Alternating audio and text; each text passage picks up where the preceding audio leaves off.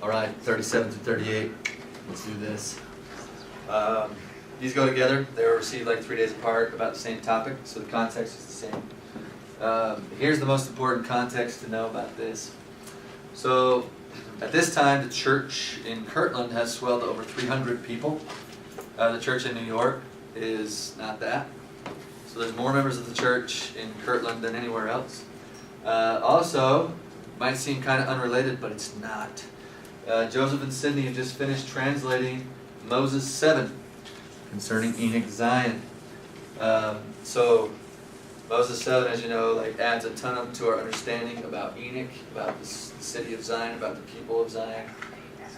This is what's fresh on the minds of Joseph and Sidney. If you look in the Bible, this is how much we have in Genesis about Enoch. 116 verses are added through Moses 7, so a fairly significant contribution. It's interesting because once this Enoch concept is introduced to the mind of Joseph Smith, like, this is it. Like, this is where things are headed. Again, not coincidentally, the JST is going to lead to some important doctrinal revelations about Zion. It's going to lead to some important like church moves. Like, this move happens because of this. Joseph also saw in his own work some affinity to what Enoch did. In fact, when they used to do code names, like back in the old days, Joseph Smith chose Enoch as one of his code names. The other one was what? Gazelum, yeah. Hashdah was Newell K. Whitney, and Telegram was Sidney Rigdon, which sounds more like an app, but it's fine. These were code names were used especially in Revelations that had anything to do with finances, financial records, to protect the identity of the people involved, so they couldn't be sued by those who left the church, or have anything pinned back in writing to those people. But once that was, once everyone had died in that first generation, it was, there was no more need to have code names, so they just brought them all back. But isn't it interesting that Joseph chose as his code name, one of his code names was Enoch, and he saw in his work very much parallel to what Enoch did as he learned more about Enoch. So here's what we learn in Moses 7 that's going to play into now what happens in the restoration. So it teaches the saints that Zion, the people, create Zion, the place. The Lord calls his people Zion, and then they create Zion, the place, right? It taught the Zion people are unified, righteous, and financially provident, no poor among them. Those are kind of the core major ideas. Enoch was a preacher of righteousness to help people become like this. That's where Joseph would see his role. John Whitmer, church historian, says, "The Lord unfolded the prophecy of Enoch, the seventh from Adam. After they had written this prophecy, the Lord spoke unto them again and gave further directions." D&C 37. So right on the heels of, what does D&C 37 say? Let's look. D&C 37. What's it got to do with Zion? Anything? Anything at all? So short little section. What's the major thrust of this? Gather to Ohio. Why? Verse 1 just says, because of the enemy and for your sakes. That's it. Go strengthen the church in Colesville. They pray in great faith. But again, verse 3 iterated, I'm giving a commandment to the church to assemble to the Ohio. Here is wisdom. Let every man choose for himself. The end. So Joseph shares that with the congregation there. They just had general conference there. That was like at the end of December. And, well, here's what happened. The time had now come for general conference to be held, which was held the 1st of January, 1831. And according to this appointment, the saints assembled themselves together. After transacting the necessary business, Joseph the seer addressed the congregation. The solemnities of eternity rested on the congregation, having previously received a revelation to go to Ohio a few days earlier, like I said, end of December. They desired to know somewhat more concerning this matter. Can you imagine this, right? Joseph says, and we're also commanded to go to Ohio. These people like live there for like generations and generations, like New York. Where's Ohio? Yeah. Why are we supposed to go there? I don't know. Because of the enemy. Any other questions? Yeah, so do we, does everyone need to go? Or, yeah, the Lord said, I command, how did he say it? I command to the whole church, assemble together at the Ohio. That's all I know, guys. That's all I know. Therefore, the seer inquired of the Lord in the presence of the whole congregation. And thus came the word of the Lord. So D&C 38 happens like right there. Because they're like, tell us more about that. It's like, all right, let's ask. You ask, 38 comes right there. Right in front of their faces. So, in the presence of the whole congregation. Now 38 is a very elaborate answer to why. Why gather? And I think you'll now see some connections. There's often introductions. The Lord introduces himself in these revelations, the first few verses. You've seen things like this? Yeah, please. Quick question. When it's saying in 37:1, go to the Ohio, is it referring to the river itself? That's what some believe is what he's saying by the Ohio. Yeah. Don't know for sure, but that's the only thing in Ohio that's called the Ohio. Yeah. So is it kind of a sense of get to that spot he's not and saying give go you to the more? river. Yeah. Let's go to that area. The area of the Ohio. River maybe. I don't know. Carl Rix Anderson's probably like the Kirtland expert in the church. President Hinckley called him Mr. Kirtland. Someone asked him that question. He says, maybe because of the river. I don't know. so that's my reference point. It's like, all right, he doesn't know. Nobody knows. Because he lived there he was a coordinator out there. He was an SNI, and he just studied everything about that place. He's written books on it. He's definitely a consultant. He would take the brethren around whenever they visit that area. He's the guy. He doesn't know for sure. So good question, Logan. All right. Notice how he's introducing himself in verse 1. Who is this? This is Jesus. Who is he? He is the great I am. Okay? He's Alpha and Omega. Yes. Verse 2. He knows all things, and all things are present before his eyes. Yes. Verse 3. He's the creator. Yes. Look at verse 4. Now this can mean something to the saints. I am the same, which have taken the Zion of Enoch into mine own bosom. Verily I say, even as many as have believed in my name, for I am Christ, and in mine own name, by the virtue of the blood which I have spilt, have I pleaded before the Father for them. And the residue of the wicked have I kept in chains of darkness, which is an image in Moses 7 of Satan wrapping the chain around the earth and laughing, and his angels laughing, until the judgment's at the end of the world. But anyways, he kind of leads this section out talking about the Enoch revelations they've just had. That's something that will mean something to the saints now. And now, as we look at this, listen carefully to the reasons why. He gives several. So the first one was in 37, verse 1, and then he reiterates that this many times in 38.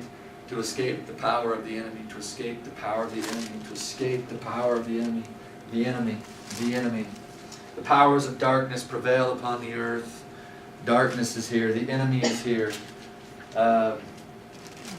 There are things that are being calculated to bring about your destruction. The enemy is combined. So organized evil is happening in verse 12, which causes silence to reign, and all eternity is pained, and angels are waiting to come down and reap the earth and gather the tares and burn them. There are things in secret chambers that are bringing about, or are being hatched to bring about your destruction, and you don't know what those secret things are. He's just saying, you need to get out of here. The enemy, the enemy, the enemy, the enemy. By the way, interesting application recently of this. President Nelson quoted verse 13 and 28, talking about the secret chambers and the secret enemy. The enemy seeking in secret chambers to destroy your life. He applied that to pornography today. He said there are enemies in secret chambers that are hatching those kinds of things that are meant to take you down. That's the modern President Nelson application of those verses, which I thought was interesting. Obviously not exactly what the Lord was talking about here, but same enemy, different tactic. Joseph says, just now think about this. This is interesting about salvation. This is going somewhere. Section 38 is our first. I'm going to call this our first temple revelation. Hopefully you see why in a second. Joseph says, salvation is nothing more or less than to triumph over all our enemies, put them under our feet. When we have power to put all enemies under our feet in this world, and the knowledge to triumph over all evil spirits in the world to come, then we are saved. Another time he said, salvation means a man's being placed beyond the power of all his enemies. Another time he said, the salvation of Jesus Christ was wrought out for all men in order to triumph over the devil. Another time he said, salvation is for a man to be saved from all of his enemies. And so this revelation is going to teach how to do that.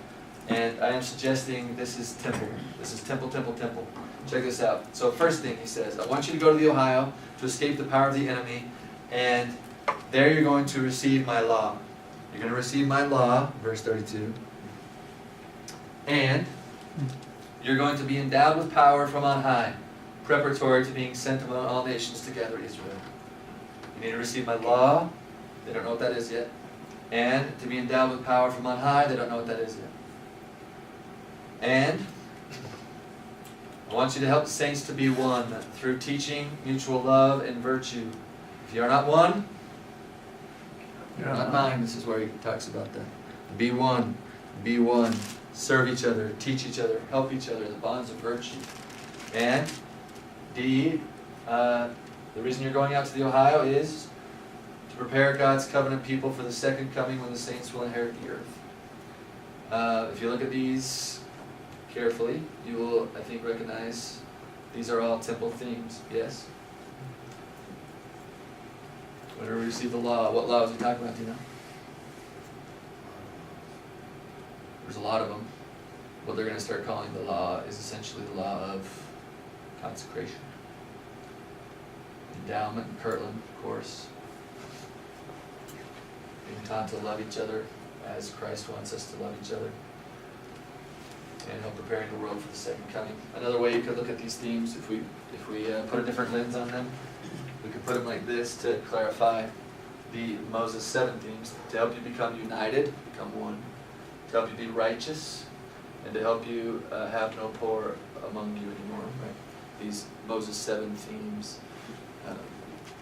This is why I want you to go to Ohio so that you can start what you read about with Enoch. I want to establish this in the Ohio. And the temple is going to have everything to do with that. He hasn't said the word temple yet, but that's what this is all about. In fact, that's what the whole gathering of Israel is about in the first place. Joseph Smith will teach this in Nauvoo, but you start to see the seeds of that here. He says, what's the object of gathering the people of God in any age of the world? The main object is to build unto the Lord a house, whereby he can reveal unto his people the ordinances of his house and the glories of his kingdom, and to teach the people the way of salvation. And the way of salvation, according to Joseph Smith, is the way of escaping your enemies. It's how you escape your enemies. It's how you overcome the enemy. It's how you conquer the devil. It's how you are able to access the full power of the redemption of Christ, so that you can triumph over all. So, that's a brief sketch of 38's content. How do the saints respond to this? Well, they're in general conference, and by the way, all that thick revelation, that just came right in front of them. He just said that at general conference as it came, right? So when he was done, that's why we're going to the Ohio, right? There were different kind of mixed reactions. John Whitmer says, after the Lord had manifested the above words through Joseph the seer, there were some divisions among the congregation. Some would not receive the above as the word of the Lord, but said that Joseph had invented it himself to deceive the people, that in the end he might get gain. It's all just a money scheme. Now this was because their hearts were not right in the sight of the Lord, for they wanted to serve God and man. Newell Knight, he says, having returned home from conference, in obedience to the commandment which had been given, I, together with the Colesville branch, began to make preparations to go to Ohio.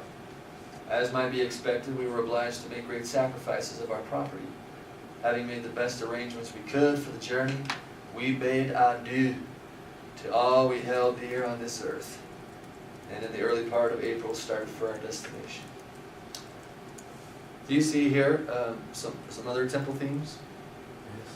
The law of obedience is going to require you to do what? Sacrifice, right? Law of obedience and sacrifice are inextricably connected here. They're beginning to live it in preparation for the endowment that the Lord has for them in Kirtland. It's a little different than the endowment as we understand it today, but it's preparatory. Elder Ballard said, when we overcome our own selfish desires and put God first in our lives and covenant to serve Him regardless of the cost, like Newell Knight was, the Colesville Saints were, then we are living the law of sacrifice. So they're already starting to live this. He said, the way that you live the law of sacrifice is through your obedience. In fact, if you listen carefully, President Benson has mentioned these in print at a BYU speech. It's not law of obedience, law of sacrifice, law of consecration. It's law of obedience and sacrifice, law of consecration, law of the gospel, law of chastity. So these are like one. It's like two sides of one coin. President Nelson says the highest sense of sacrifice is achieved by our obedience. So pretty awesome. The laws of obedience and sacrifice are indelibly intertwined. So no comma needed in between the two. So it's already starting. These people who are willing to leave are going to be ready for the blessings the Lord has for them in the Ohio. So they start packing up. Someone snapped a photo of the family doing that right here. And the way that they would go, so the word was spread to Fayette, Palmyra, Colesville, and they were all supposed to go to they go to the Erie Canal.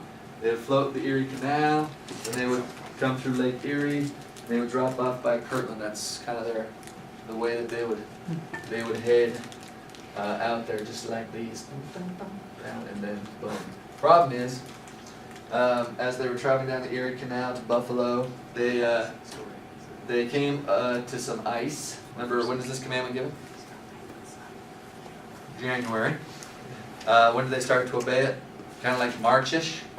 So I went online, Googled, and saw in March of 2014, this is what Lake Erie looked like. So this is when a lot of the saints started traveling. So they're going to come to Lake Erie. It's going to be, so Kirtland's right there, right? They're going to try to make their way through. But they came up against some problems. Lucy Smith was leading one of the companies. This is when that really cool story happens. You heard the story of Lucy Mack's faith. Pretty cool. There were people like Thomas B. Marsh. He was leading another group, and he kept telling the saints to be quiet, don't let people know we're Mormons, otherwise we're going to get mobbed. And Lucy Smith, she's out there leading a congregation and singing and praying, and Thomas B. Marsh says, Mother Smith, come on. We're going to get mobbed. And she's like, then mob it is. She's like, keep singing. He's like, and she's just like this 5 foot nothing, spunky firecracker. Other time, she said that she started to not be very impressed with her company, because they're kind of waiting for the ice to part, to break, or to thaw, or to find another way to get there. As they're waiting, she said some of the young women in our company started flirting with some of the people on the shores. She's like, that's not okay. Some of the kids were just running around without parents, watching them. She's like, oh man, she's kind of getting frustrated. Some of the people were just kind of getting lax in their religious devotions. And in the midst of all that, Mother Smith chided the saints, got up and gave them a little talking to, told the parents, come on. And then and the young women, she kind of rebuked them all. And then she said this, she says, where is your faith? Where is your confidence in God? Do you not know that all things are in His hands, that He made all things and overrules them? If every saint here would just lift their desires to Him in prayer, that the way might be opened before us, how easy it would be for God to cause the ice to break away. And then in a moment's time we could be off on our journey. But how can you expect the Lord to prosper when you're continually murmuring against Him? Just then a man cries out from the shore, "Is the Book of Mormon true?" She turns around, whoosh, that book was brought forth by the power of God and translated by the same power, and if I could make my voice sound as loud as the trumpet of Michael the Archangel, I would declare the truth from land to land, and from sea to sea, and echo it from isle to isle, until everyone of the whole family of man was left without excuse. It's like, thank you! All right. Says, I would sound in every ear that He has again revealed Himself to man in these last days, and set His hand to gather His people together upon a goodly land. Then turning to her own company, she says, now, brothers and sisters, if you all of you raise your desires to heaven, that the ice may be broken before us, and we be set at liberty to go on our way, as sure as the Lord lives, it shall be She says, done. At that moment, a noise was heard like the bursting thunder. The captain cried out, "Every man to his post!" And the ice parted right there, leaving barely a pathway for the boat that was so narrow that as the boat passed through, the buckets were torn with a crash from the water wheel. We had barely passed through the avenue when the ice closed together again, and the Colesville brethren were left in Buffalo, unable to follow us. The bystanders were so sure we would sink that they went straight to the office and had it published that we were sunk, so that when we arrived at Fairport, we read in the papers the news of our own death. That's awesome. That's the woman that raised the prophet of the Restoration. That's the spunk of Lucy Mack Smith and her faith. That's why I named my daughter Lucy. My last daughter. I love her so much. So that's the aftermath of sections 37, 38. Sacrifice has begun. The obedience and sacrifice woven together, heading to Kirtland to get the law and an endowment, whatever that means. They don't know, but they're on their way to get it. They're on their way to get it. So that's that. Questions, comments about all these? Okay, we will stop right there.